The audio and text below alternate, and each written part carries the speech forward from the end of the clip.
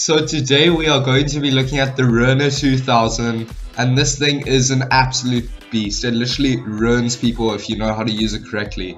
I mean, when I first thought of it, I thought, okay, this thing's way overpriced and it's definitely not worth it with the limits of things it can do, but you can actually do a lot of things with it. You don't even notice how many things you can do with it, and it's so much fun to use, which is also nice because it's so different to all the other vehicles.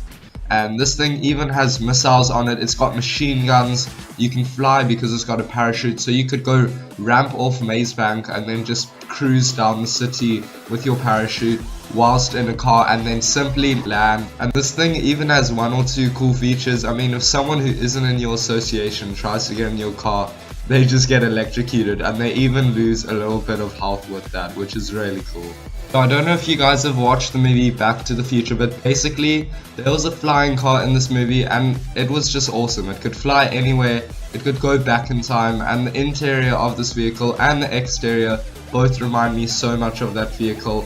And I don't know, it's an amazing thought to be able to, like, you know, play with something that you would see in a movie. It's pretty cool. I mean, that's how it is with the Fast and Furious cars, I guess, in this game, which is pretty cool. And what else is really cool about this vehicle is that you can go ramp off onto the mountains and you can just cruise down the mountains, take a look at the view of the city, do whatever you want. It's really cool. You can ramp off anything and then just fly around. You can even access different parts of the city which you wouldn't be able to access on foot. I mean, if you're in the city, you could literally jump up and then land on one of the small little shop buildings and then just camp there with your car. I don't know, do a car show there, do whatever you want. And then this car is just an absolute beast against the police. I mean, the police literally wouldn't want to be fighting you because you can do some 360s in the air, you can just no-scope them, you can missile the helicopter, missile the cops. It's a lot of fun to use. So the handling of this car is really nice, the control is just amazing, and the drift is also good, which is really nice. And even it can go a little bit faster than you would think it could. I mean, it's not that slow, but it's an average speed, which isn't that bad. So overall, I would give this car like a 9 out of 10. It is so much fun to use if you know how to use it. Remember that. Don't just look at it and say, oh, it looks boring to use. Whilst you're using it, it is a lot of fun to use. So now let's get into the price range of the vehicle.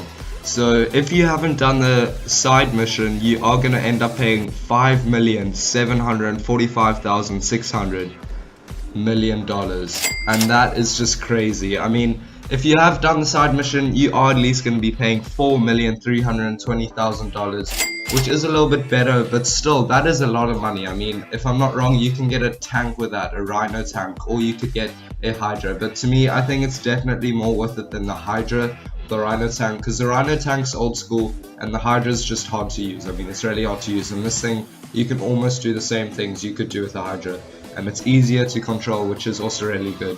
So now you've seen me using it, and now I'm going to explain how to use it. Now it's very simple. It might look complex because of how many different things you can do with this car, but if you're gonna jump up in the air, you're gonna press L3, you're gonna push your analog stick downwards, like into the remote, and then to use the parachute whilst you're in mid-air, you're gonna press X, which will let you glide down with the parachute, and then the parachute will go away once you land. And then to rotate through the machine guns and the missiles, you are going to press square as per usual, like on a plane or a helicopter.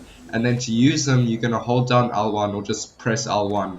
And the downside of this vehicle is that it only has 8 missiles, right? It's not unlimited, which kind of sucks, but at least the machine gun is unlimited. I mean, it's not like we really use that often because of how weak it is, but it's still a really nice vehicle. I'm gonna wrap up the video here. Let me know down below if you guys think this vehicle is worth it. I mean, I'm not too sure. I mean, the price, it's a little bit high, you know, for something like this, but I think I'm rather gonna go with the Rocket VOLTIC. I'm gonna buy that first, and then I'm gonna start saving up for this vehicle, because I actually do kind of like this vehicle. So I'll see you guys in my next episode with the next vehicle, and cheers, man.